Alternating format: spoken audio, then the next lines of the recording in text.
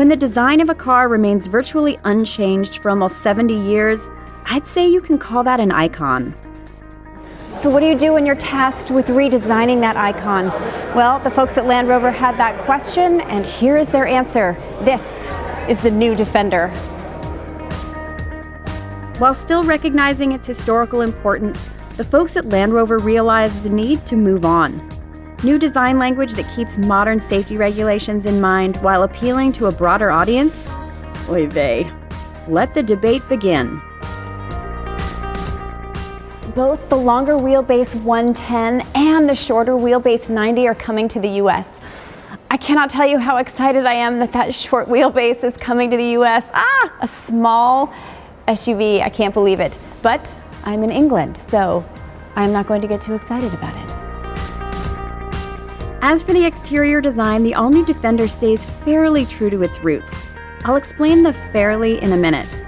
The boxy, square-bodied SUV is no longer body-on-frame, but a unibody construction with no solid axles. It imitates the distinct classic Defender silhouette, especially from the profile, with short overhangs in both the front and the rear. Just a note though, if you're planning on driving over serious rocks, those front bumpers are going to be a problem. The Defender's look feels forward-facing, but still familiar to a certain extent. There are subtle curves on its right angles that emulate its predecessor with little fanfare but modern flair. There are no creases in the bodywork save the singular beltline and fender flares. Door hinges are now hidden, and these taillights, squircles, are excellent.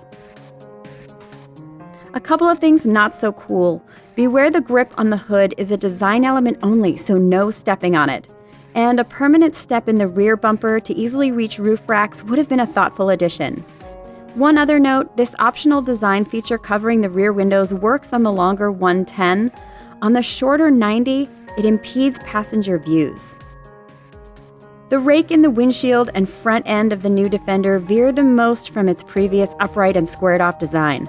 In my opinion, these elements might be the ones most nitpicked over by the critics. But it may be that all the updated elements will take time to warm up to. Or not. Overall, the Defender sports a clean, modern, almost futuristic look. Yes, I can still hear you debating. Both the short wheelbase Defender 90 and long wheelbase Defender 110 must drive well on the road, which we'll get to test later, as well as come with serious off-road chops. And the numbers we've gotten from Land Rover are far from disappointing. Defender has a roof load max of 370 pounds, can wade into water up to 35.4 inches, and has 11.4 inches of ground clearance. Breakover angle on the 90 is 31 degrees. On the 110, it's 28. Its 38-degree front and 40-degree rear departure angles are stellar for the segment, and properly equipped, it can tow 8,200 pounds. It's got permanent all-wheel drive and 4x4 capability with a low-gear transfer case and locking differentials. Terrain modes for sand, snow, and mud can either be customized or selected automatically. This Defender's been through 62,000 tests on every terrain across the globe. Let's go! Not only does the Defender have to be capable in all kinds of terrain, but it has to be functional in the interior. So in here you'll find that there's polish, but it's not precious. And there's plenty of modern tech and practical durability.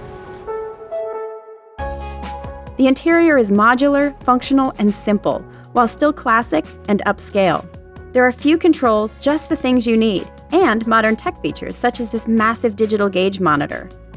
We love the optional jump seat up front that gives the short wheelbase Defender seating for 6.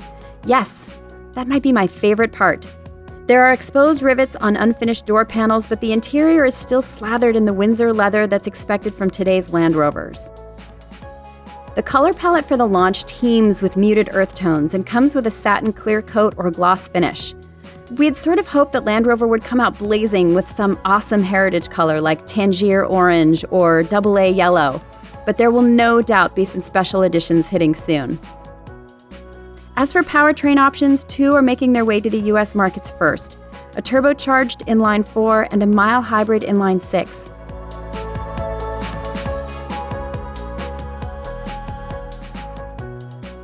The most highly anticipated car launch ever? Maybe. It's certainly one of the ones that's up there.